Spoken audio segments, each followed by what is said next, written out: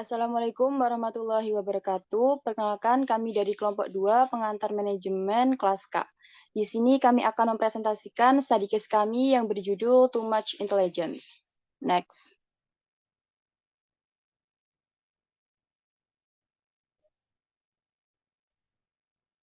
Berikut adalah anggota kelompok kami. Yang pertama ada Muhammad Jordan Ramaditya dengan NIM akhir 123.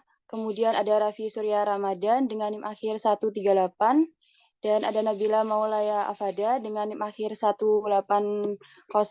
Dan saya sendiri Amelia Putri Maharani dengan NIM akhir 201. Next. Berikut adalah rangkuman dari case-nya. Ken Bodin merupakan manajer sales di perusahaan Pace Technologies. Bersamaan dengan kinerjanya, budaya kerja Bodin menjadi satu dengan budaya kerja perusahaan Pace Technologies yang menganut innovative thinking dan can-do attitude, di mana terkenal dengan reputasi kecerdasan bisnis agresif yang bergerak sangat cepat melampaui pengetahuan para kompetitornya. Selain itu, Ken Bodin juga menantang kedua bawahannya, yaitu Cody dan Ali, untuk membuktikan kekompetitifan mereka. Hasilnya, Cody mendapatkan informasi rahasia dari kompetitor mereka, yaitu Relentage, dan mereka berencana untuk menjadikannya sebagai bahan presentasi. Ali yang mengetahui hal ini menjadi bingung dalam membuat keputusan apakah harus mengikuti rencana Cody dan mengambil resiko atas hal itu atau tidak.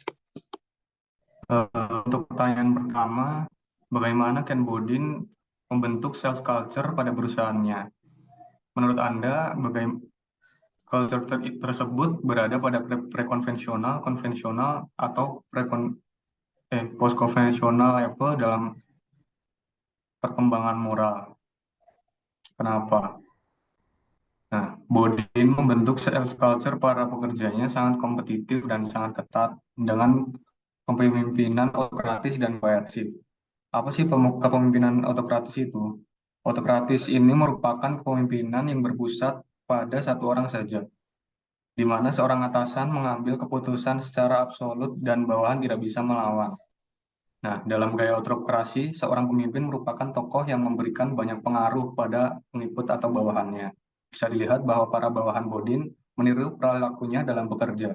Nah, kalau koersif ini sifatnya memaksa dan mengancam, di mana seorang bawahan harus mematuhi dan menjalankan keputusan yang sudah dibuat atasan dengan penuh tekanan. Nah, pada gaya kepemimpinan dan budaya seperti ini masuk dalam prekonvensional level dari tahapan perkembangan moral. Karena antar pekerja masih mengutamakan kepentingan pribadi dan bekerja di bawah tekanan dan kepemimpinan Bodin yang buruk. Next.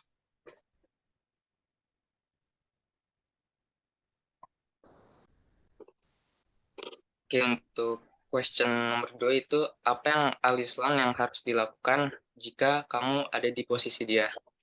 Jadi, kalau menurut saya sendiri, Alislan itu lebih baik itu melaporkan kepada divisi bagian HR atau ke badan pengatur perusahaan. Karena kalau dia tidak melakukan itu, mungkin dia bisa saja dia yang dipecat. Karena yang dilakukan oleh Kodi tersebut itu merupakan praktik yang tidak etis, yang dimana dia mendapatkan informasi yang ilegal dari perusahaan lain. Next.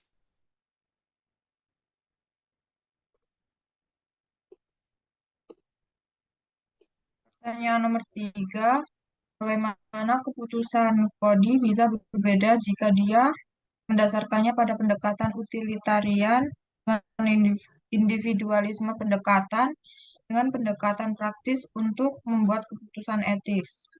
Pendekatan apa yang tampaknya dia lakukan? Jawabannya, jika dia menggunakan pendekatan utilitarian, dia akan meninggalkan informasi di mana itu memiliki informasi dapat menciptakan masalah bagi banyak orang lain karena melakukan aktivitas yang ilegal. Pendekatan individualisme adalah menyortir apa yang telah dilakukan. Ini adalah tindakan yang mempromosikan kepentingan terbaik individu dan meninggalkan pertimbangan untuk orang lain kecuali dirinya sendiri. Pendekatan praktis didasarkan pada standar profesi masyarakat yang lebih besar dan dibutuhkan kepentingan semua orang. Jika dia menggunakan pendekatan ini seperti pendekatan utilitarian, dia tidak akan menggunakan informasi tersebut. Dia akan memperhitungkan semua orang dan memikirkan kelambatannya. Oleh karena itu, pendekatan yang dilakukan adalah pendekatan individualisme.